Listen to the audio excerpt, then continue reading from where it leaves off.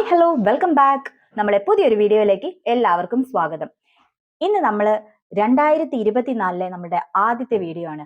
അത് ആദ്യത്തെ വീഡിയോ തന്നെ ഹെൽത്തിനായിക്കോട്ടെ. കാരണം ഹെൽത്ത് ഒക്കെ നന്നായിട്ട് ഇരുന്നാലല്ലേ നമുക്ക് എല്ലാ കാര്യങ്ങളും ചെയ്യാൻ പറ്റുള്ളൂ. അപ്പൊ നമ്മളുടെ ആദ്യത്തെ വീഡിയോ ഹെൽത്തിന് വേണ്ടി ഡെഡിക്കേറ്റ് ചെയ്യാം.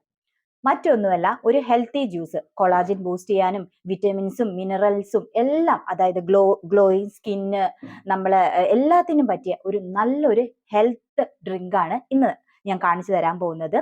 ഇത് ഞാൻ ആഴ്ചയിൽ 2 തവണയാണ് ഉപയോഗിക്കുന്നത് കേട്ടോ. 2-3 തവണ ഉപയോഗിക്കാം. ഞാൻ ഇത് 2 തവണയാണ് ഉണ്ടാക്കി കഴിക്കുന്നത്.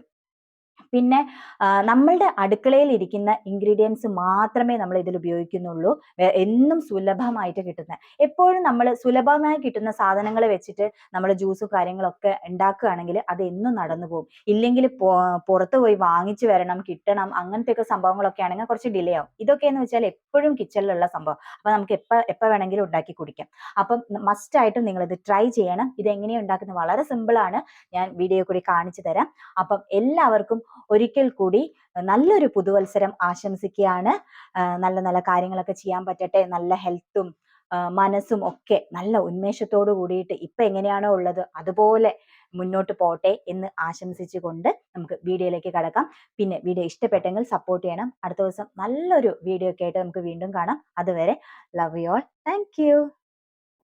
അപ്പം ഇതൊക്കെയാണ് നമുക്ക് വേണ്ട ഇൻഗ്രീഡിയൻസ്. ക്യാരറ്റ്, ഒരു ഹാഫ് ലെമൺ, ഒരു ചെറിയ കഷ്ണം ഇഞ്ചി, പിന്നെ ഒരു ബീട്രൂട്ടിന്റെ പകുതി. ഇതിപ്പം ഒരാൾക്ക് വേണ്ട ക്വാണ്ടിറ്റിയാണ് എടുത്തത്. നമുക്ക് എത്ര വേണമെങ്കിലോ അതിനനുസരിച്ച് ഐറ്റം കൂടുതൽ എടുക്കാം.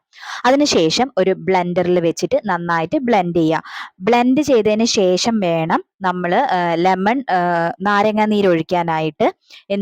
എന്നിട്ട് നിങ്ങൾക്ക് വേണമെങ്കിൽ ഇത് ഒരു അരിപ്പയൊക്കെ അകത്ത് അരിച്ചെടുത്തതിന് ശേഷം നാരങ്ങ നീര് ഒഴിച്ചിട്ട് കഴിക്കാം. ഇത്രയേ ഉള്ളൂ. വളരെ സിമ്പിളാണ്. വീഡിയോ ഇഷ്ടപ്പെട്ടെങ്കിൽ സപ്പോർട്ട് ചെയ്യണം. Tata, bye bye.